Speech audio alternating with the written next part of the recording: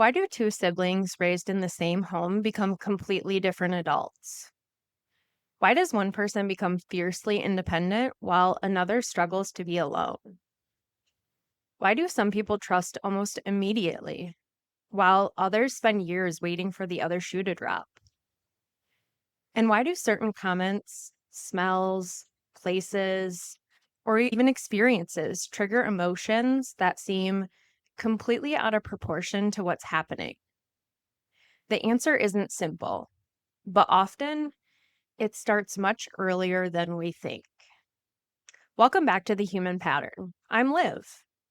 Before we jump in, if you enjoy exploring the psychology behind why people think, feel, and behave the way they do, I'd love for you to subscribe or follow the podcast.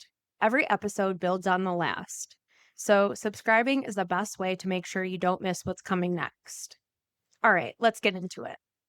In our last episode, we talked about the invisible shortcuts that our brains use every single day. We explored cognitive biases, cognitive dissonance, and rationalization. We talked about how our brains aren't trying to show us perfect reality. They're trying to help us survive.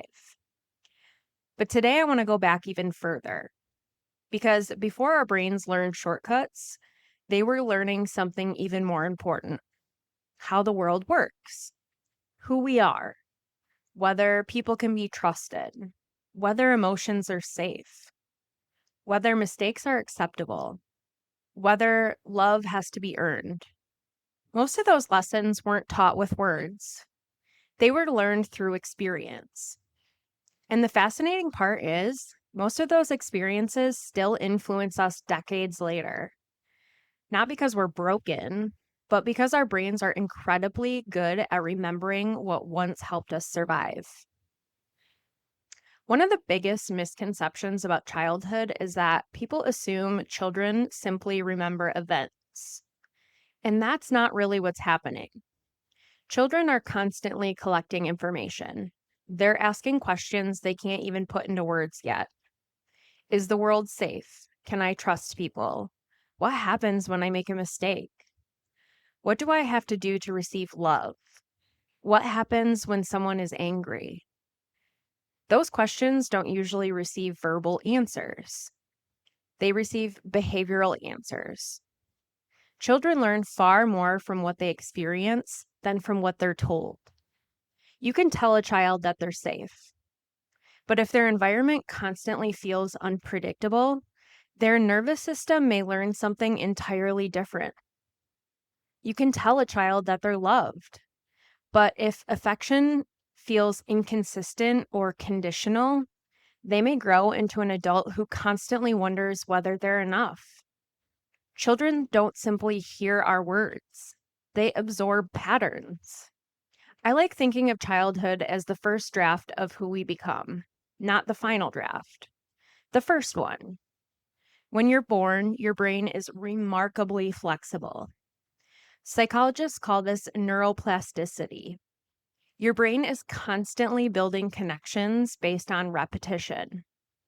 Whatever happens over and over again becomes familiar, and our brains love familiarity, even when familiar isn't healthy.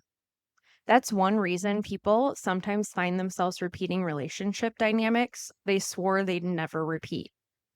Not because they consciously want them, but familiarity often feels safer than uncertainty. Our brains frequently confuse familiar with safe, and that's an important distinction. Something can be incredibly unhealthy and still familiar. One of the most influential ideas in psychology is attachment. Attachment isn't simply whether your parents loved you. It's about how consistently your emotional needs were responded to. Did someone comfort you when you were distressed? Did you learn that asking for help was okay? Did you feel seen? Did you feel heard? Or did you learn to keep everything inside? Attachment exists on a spectrum, and none of us experiences a perfect childhood. And that's really important to remember. This isn't about assigning blame. Parents are human, caregivers are human. Most of us are just doing the best that they can with what they know. The goal isn't to point fingers. The goal is understanding, because understanding gives us choices. Something I find fascinating is that children naturally personalize almost everything. If parents argue, children often wonder if they caused it. If a caregiver seems emotionally distant, children may conclude, I must not be lovable. If someone is unpredictable, the child learns to stay alert. Over time, those experiences become beliefs, not facts, beliefs. I have to earn love. I can't trust people. If I make mistakes, people will leave. I'm responsible for everyone else's emotions. Most adults don't walk around saying these sentences out loud, but many live as though they're true.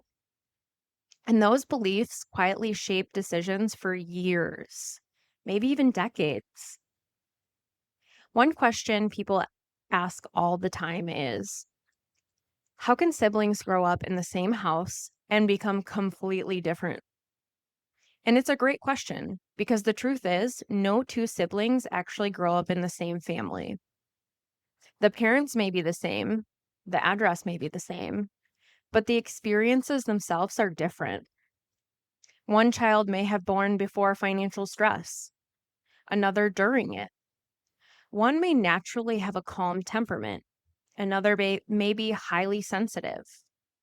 One may receive different expectations simply because they're the oldest or the youngest, or because circumstances no one could control.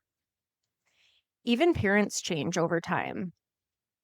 The mother that you had at age 5 isn't exactly the same person your younger sibling experiences 5 years later. Every child grows up in a slightly different emotional environment, and every brain interprets that environment differently.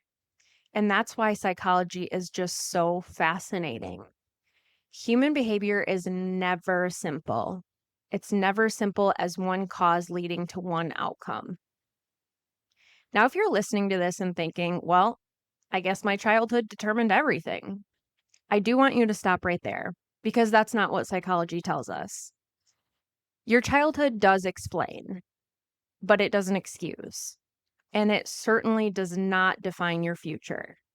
Remember what I said earlier. Childhood writes that first draft, but you get to edit it. Sometimes those edits are small. Sometimes they're very painful. Sometimes they take years. Sometimes they require therapy. Sometimes they happen through healthy relationships. Sometimes they happen simply because you become aware of a pattern you've been repeating your entire life. Awareness doesn't magically solve everything, but it's almost always where change begins.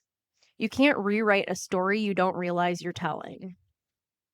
Everything that we're going to discuss on this podcast eventually comes back to this: relationships, leadership, crime, parenting, addiction, habits, success, failure.